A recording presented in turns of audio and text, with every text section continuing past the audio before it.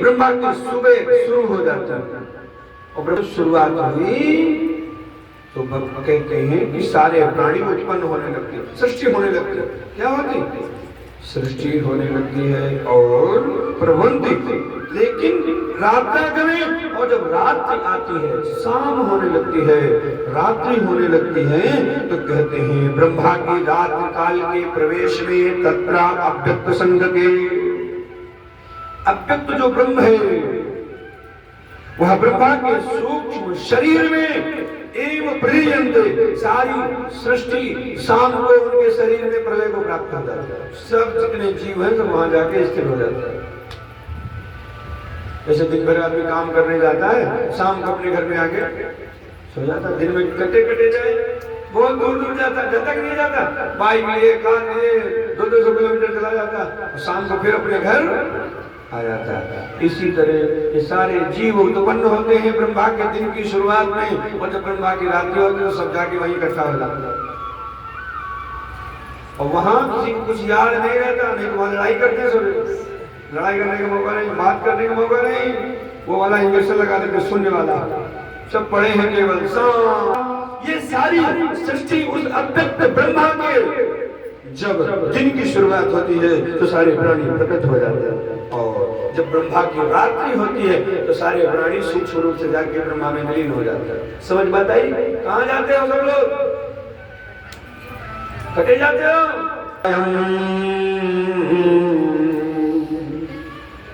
भूत्वा भूत्वा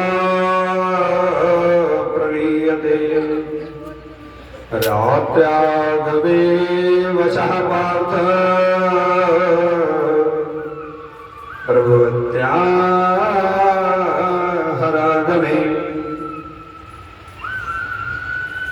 भगवान कहते हैं भूतग्रामश एवायम भूत्वा भूत्वा प्रलीयते रात्रागमे अवसः पार्थ प्रभवति अहरागमे।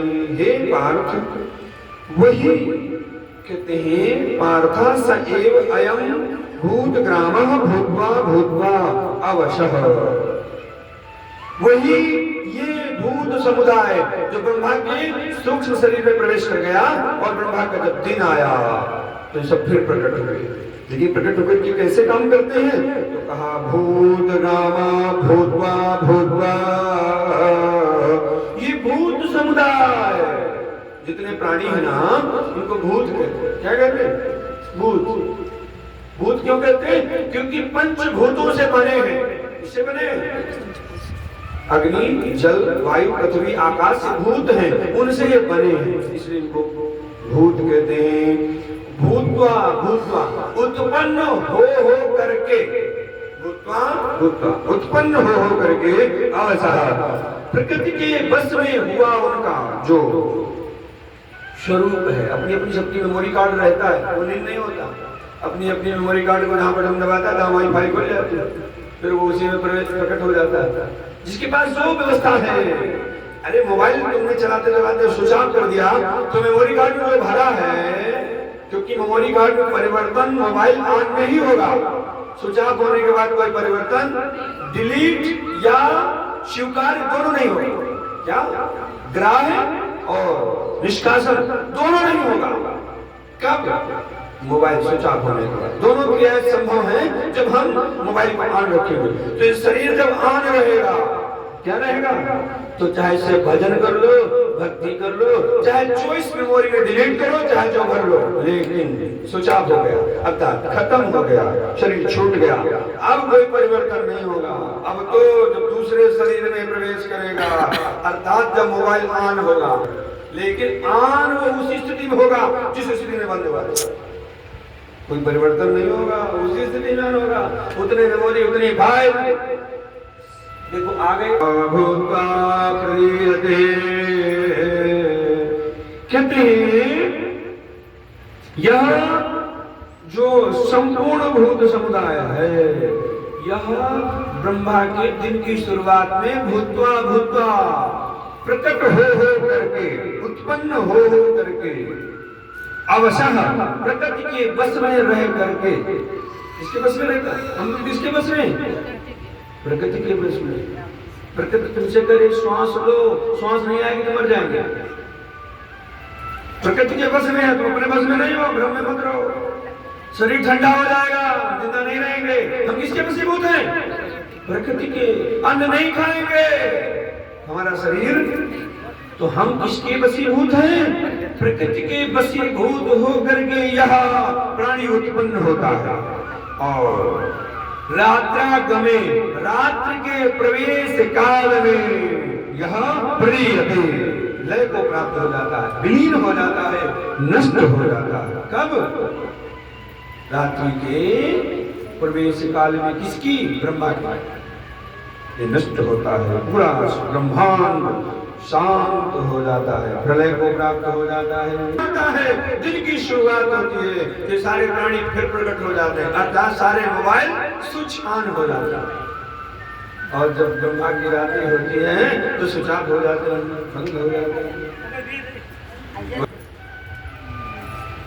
उसका जो व्यक्त और व्यक्त में भी व्यक्त है, अव्यक्त से भी अव्यक्त है, उसका हम प्रतिपादन करते हैं।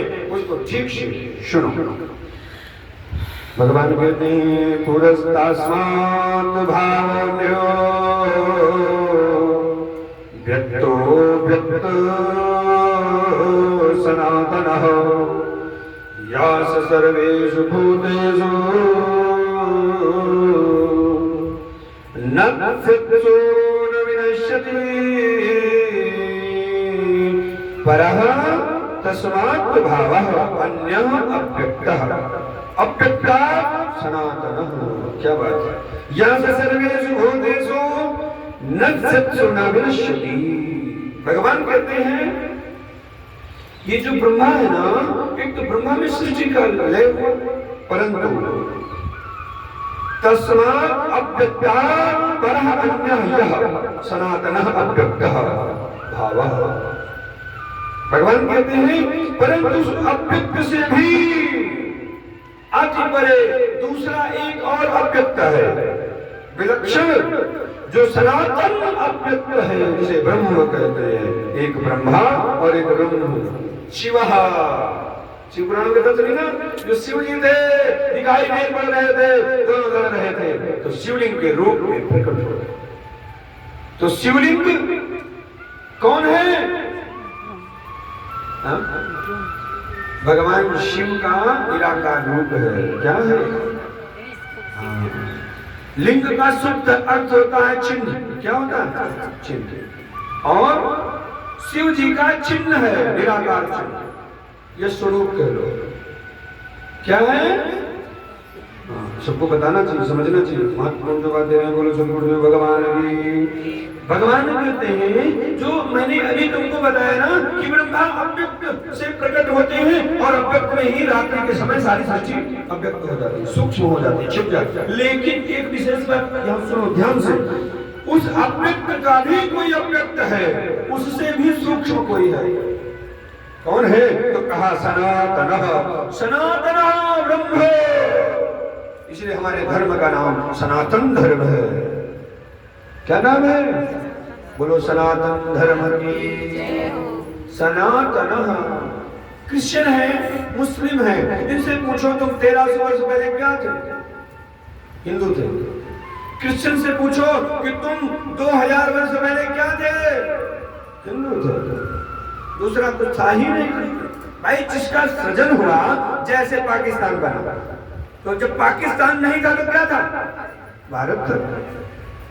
वो तो बाद में बन गया, बनने वाला बिगड़ जाता है। क्या हो जाता है? बिगड़ करता तो राम बनता है, लेकिन थोड़ी देर बाद वही जो राम बना था वो चौराहे में चाउमीन खाता मिलता होता, तो वो वहां भी राम ही मिलता। क्या मिलता? लेकिन उसने तो केवल 12 घंटे 10 घंटे रात्रि भर के लिए लीला रची थी। क्या? इसलिए बनो मत हो जाओ। क्या? राम के हो जाओ, राम के बनो मत हो जाओ। साधु बनो मत, साधु हो जाओ। क्या? होने और बनने में अंतर है। बनने में देर नहीं लगती, वो बिगड़ने में देर नहीं लगती, लेकिन जो होता है उसमें टाइम लगता है। किसी की पत्नी होना और पत्नी बनना। बारात जाती है तो तुम लोग हमने स्वीकार कर लिया कि हम फलाने की पत्नी हैं, हो गए। लेकिन किसी ने बना, थोड़ी देर के लिए बने तो वो बनने वाला काम नहीं आएगा। देखो, एक बड़ा मधुर रिश्ता जन्म होता, काम पुरुष का जन्म होता, दोनों कभी एक दूसरे को जानते तक नहीं और बाद में साथ आ जाते हैं। और पत्नी सदा अपेक्षा करती है कि मेरा पति मेरे अनुसार रहे और मेरे साथ रहे। कितना भी लड़े, मार हो जाए, गुत्थम गुत्थी हो जाए, नोचा कोची हो जाए, पत्नी हो गई, बनी नहीं। बनने वाली होती तो सुबह शाम करा देती। बोलो सदगुरुदेव भगवान, शांत करो, अब हम तुम्हारे साथ, क्योंकि हम तो नाटक कर रहे थे, बने थे, हम थे नहीं। बोलो सदगुरुदेव भगवान की। चांदनो आवे, बोलो समझना चाहिए, समझना चाहिए। जो अव्यक्त मैंने ब्रह्मा की बात बताई कि ब्रह्मा की इतनी आयु है, ऐसा है वैसा है, ये जो ब्रह्मा की आयु के समय सारे जीव लय को प्राप्त होते हैं और ब्रह्मा के दिन की शुरुआत में सारे जीव प्रकट होते हैं। उस जो अव्यक्त ब्रह्मा है ना, उससे भी अव्यक्त सनातन ब्रह्म अव्यक्त है। क्या है? भावः स सर्वेषु भूतेषु न विनश्यति। वह ब्रह्मा इत्यादि के भी, सभी भूतों के भी नष्ट हो जाने पर भी उसमें कोई परिवर्तन नहीं होता। इसमें जो सनातन ब्रह्म है, जो ब्रह्मा का भी आधार है, विष्णु का भी आधार है, रुद्र का भी आधार है, जितने देवी देवता सबका आधार है और हमारा तुम्हारा भी आधार है। भगवान पावरफुल इसलिए हैं सामान्य जीव से, क्योंकि भगवान सदा उस परम ब्रह्म का नितांत एक ही भाव से चिंतन किया करते। उनके पास ज्ञान से युक्त माया है। कौन सी माया है? जिसे योग माया कहते हैं। उनके पास ज्ञान युक्त माया है, तो ज्ञान देती रहती है, तो उनको सब दिखता रहता है। और हमारे तुम्हारे कौन सी माया? अंधेरे वाली। आंख है लेकिन अंधेरा है, तो क्या करोगे? आंख से अंधेरे में नहीं दिखता, दिखता? तो ये माया हमारे पास अंधकार वाली है, अज्ञान वाली है, इसलिए हम लोग भटकते हैं। क्या करते हैं? भटकते हैं। कहाँ? इस संसार में। इसको सत्य मान लेते हैं, यही सही है, इसके आगे दुनिया नहीं है। जो कभी बिकलाई से बाहर ना गया हो, जिसमें सब कुछ नष्ट होने के बाद भी वह कभी नष्ट नहीं होता, खत्म नहीं होता। बोला सदगुरुदेव भगवान है, वही परम धाम है, परम पुरुष है और वही अक्षर ब्रह्म है। उसमें विलीन होने के बाद यह जीव कभी वापस नहीं आता। परम गति है ना, परम गति हो गया, मोक्ष हो गया, मुक्ति मिल गई, महापुरुष को प्राप्त हो गया, परम पुरुष को प्राप्त हो गया। तो वो कौन है? जो ब्रह्मा इत्यादि का भी अधिपति है, उससे भी अव्यक्त है, सूक्ष्म है। अभी गांव से नहीं, पुरुष कहते हैं, उसी को पर ब्रह्म कहते हैं। ब्रह्मा और ब्रह्म में अंतर है थोड़ा। ब्रह्म व्यापक है, ब्रह्मा की सीमित शक्तियां हैं, जैसे मंत्री और प्रधानमंत्री, थोड़ा थोड़ा अंतर है ना, इसी तरह।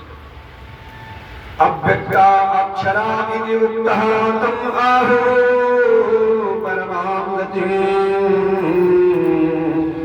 यं प्राप्य निवर्तन्ते तद्धाम परमं मम अव्यक्तोऽक्षर इत्युक्तस्तमाहुः परमां गतिम् यं प्राप्य निवर्तन्ते तद्धाम परमं मम। क्या बात है! अभी पीछे भगवान ने तुमको बताया ना कि तुम स्वर्ग लोक इत्यादि को जाते हो तो पुनरावृत्ति होगी, फिर से जन्म होगा, संसार में आना पड़ेगा पुण्य के क्षीण होने पर। लेकिन यहाँ भगवान क्या बता रहे हैं? अव्यक्तोऽक्षर इत्युक्तस्तमाहुः, जो अव्यक्त अक्षर इति उक्तः तम परमां, जो परम पुरुष है, जिसे अक्षर कहते हैं, जो न नष्ट होने वाला है, सनातन ब्रह्म है, इस नाम से उक्ता जिसे कहा जाता है तम, उसी अक्षर नामक अव्यक्त भाव को परम गतिम् आहुः, उसी को परम गति कहते हैं। क्या कहते हैं? परम गति कहते हैं, उसमें विलीन हो जाना, उसको प्राप्त हो जाना, उसको क्या कहते हैं? परम गति कहते हैं। तो परम गति का मतलब क्या हुआ? भगवान में विलीन हो जाना, उस अक्षर ब्रह्म में, अव्यक्त ब्रह्म में विलीन हो जाना, उसको प्राप्त हो, उसे मोक्ष कहते हैं, उसे मुक्ति कहते हैं, उसे सद्गति कहते हैं, उसे परम गति कहते हैं, और उसे ही परम धाम कहते हैं, और उसे ही परम पुरुष कहते हैं। कई नामों से उसको जाना जाता है। और भगवान कहते हैं यम प्राप्त न निवर्तन्ते, जिसको प्राप्त होने के बाद फिर संसार में जन्म लेना नहीं पड़ता। स्वर्ग लोग जाओगे, ब्रह्म लोग जाओगे तो फिर जन्म लेना पड़ेगा। भगवान ने ही कहा ना पीछे, क्योंकि पुनरावर्तन, वहां पुनरावृत्ति का नियम है। धन खत्म हुआ, कौन सा? पुण्य का। पुण्य छिड़े मर्तलोके विशन्ति, जहां पुण्य छिड़ोगे तो मृत्यु में भेज दिया जाएगा, जाओ फिर कर्म करो, फिर कमाओ। भाई तुम गए किसी होटल में, बढ़िया बढ़िया रहे, पैसा वहीं जान जाए, बोले तो भगवान कहते हैं जहां जाने के बाद यह जीव दोबारा क्या? भगवान कहते हैं न निवर्तन्ते ततमं परमं धामं, प्राप्त करने के बाद यम प्राप्त, उस सनातन भाव को, उस परम ब्रह्म को, परम पुरुष को, परम गति को, परम धाम को प्राप्त करने के बाद न निवर्तन्ते, फिर कोई वापस नहीं आता। तत्मं परमं धामं, मेरा यह परम धाम है। कैसा धाम है? परम धाम है। परम धाम कहाँ है?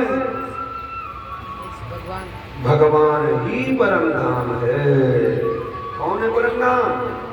जब तक भगवान में विलीन नहीं हो गए तब तक परम धाम को नहीं जाओ। जब भीष्म पितामह बाणों की शैया पे लेटे हैं, उस समय आप ढोल की आवाज आई, सही सही बोलो, मेरा परम धाम है। जब भीष्म पितामह शीश शैया पर लेते हैं तो उनको इच्छा मृत्यु का वरदान है। कौन सी मृत्यु है? जब चाहोगे तब मरोगे, क्योंकि गंगा के पुत्र हैं। किसके पुत्र हैं? गंगा के पुत्र हैं। शांतनु राजा शांतनु से गंगा ने वादा किया था कि मैं जो करूंगी मना नहीं करोगे, और जिस दिन मना करोगे उस दिन मैं चली जाऊंगा। जैसे शिव जी ने पार्वती से वादा किया था, जिस दिन तुम मेरे ऊपर अविश्वास करोगे उस दिन मैं चली जाऊंगा, तुमको छोड़ दूंगा। और सती ने अपने पिता दक्ष से वादा किया था, जिस दिन तुम मेरा सम्मान नहीं करोगे उस दिन मैं तेरी बेटी नहीं कहलाऊंगा। बोलो सद्गुरुदेव। तो इच्छा मृत्यु में भीष्म पितामह बाणों की सैया में पड़े हैं।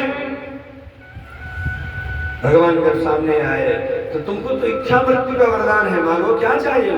कहा मैं अब मरना चाहता हूं, लेकिन मैं आप में विलीन होना चाहता हूं। कहां? आप में। मैं स्वर्ग नरक ब्रह्म वैकुंठ कहीं नहीं जाना चाहता। मैं उस परम धाम को प्राप्त करना चाहता हूं, परम गति को, परम पुरुष को, मोक्ष को, मुक्ति को, सद्गति को प्राप्त करना चाहता हूं। तो भगवान ने कहा स्वीकार है। तो उनके मुख से ज्योति निकली और भगवान के मुख में समा गया। इसे परम गति कहते हैं। भगवान कहते हैं पुरुषास परा पार्थ भक्त्या त्वनन्यया यस्यान्तानि स्थानि भूतानि येन सर्वमिदं ततं। क्या बात है! भगवान बड़ा सुंदर उदाहरण देते हैं। पहले तो बताया कि मेरा परम धाम क्या है, अब बता रहे हैं इसको पाने का उपाय क्या है।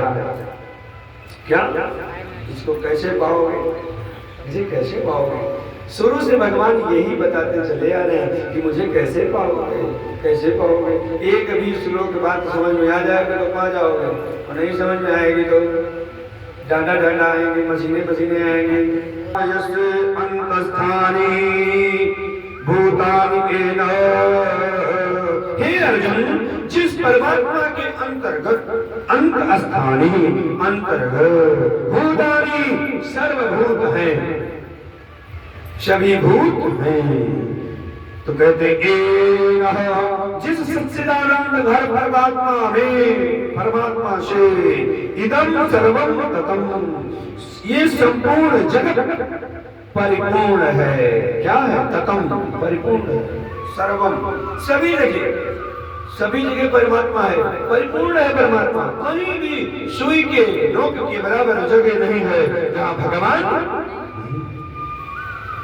सा परा पुरुष, वही सनातन अव्यक्त परम पुरुष है। तो अनन्या भक्त्या लब्धः, तो वह कैसे प्राप्त होगा? तो भगवान कहते हैं अनन्यः भक्त्यः, अनन्य भक्ति से। अनन्य भक्ति क्या? स्वाध्याय करो, जप करो, तप करो, भगवान का मंत्र का जप करो, ध्यान करो, योग करो, ये अनन्य भक्ति है। और भगवान को अपने चित्त से एक सेकंड के लिए भी अलग मत करो। ये क्या है? ये अनन्य भक्ति है।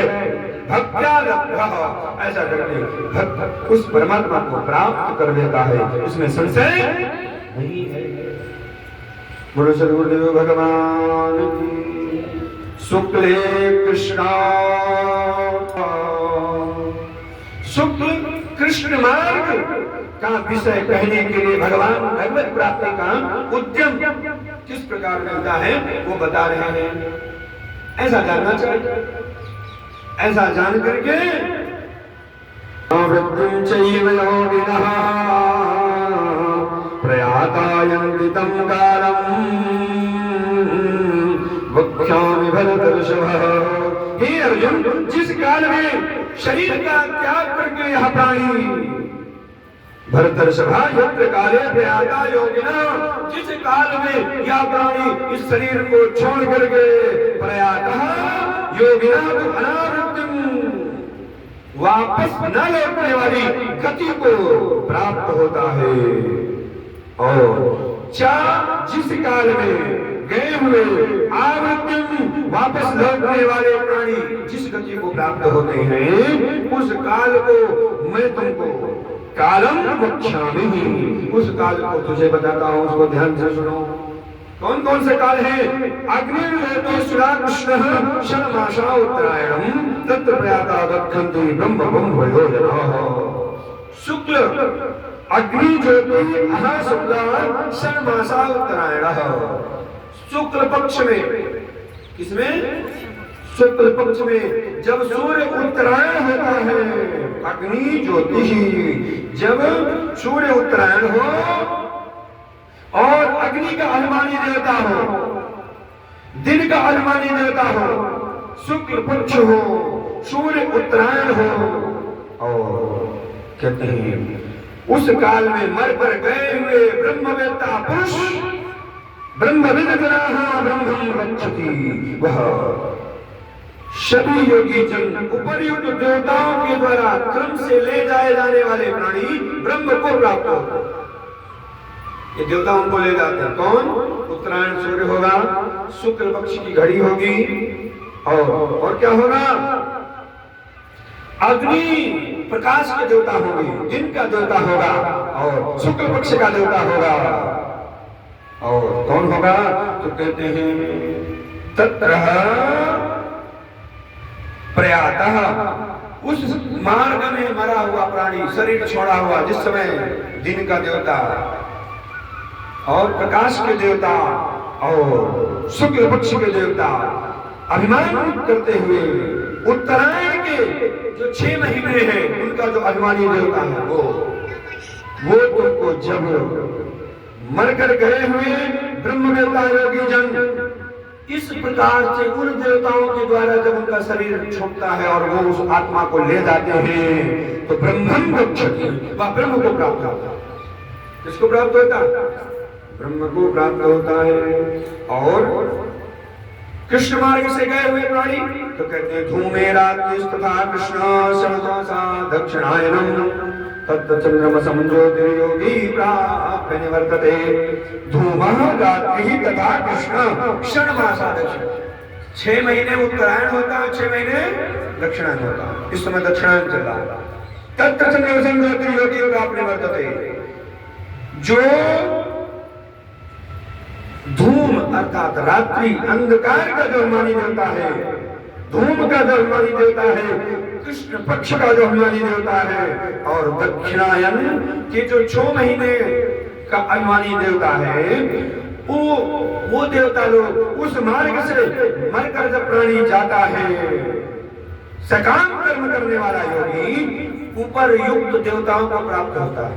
धूम के देवता को प्राप्त होगा, रात्रि के देवता को प्राप्त होगा, कृष्ण पक्ष के देवता को प्राप्त होगा, दक्षिणायन के देवता को प्राप्त होगा।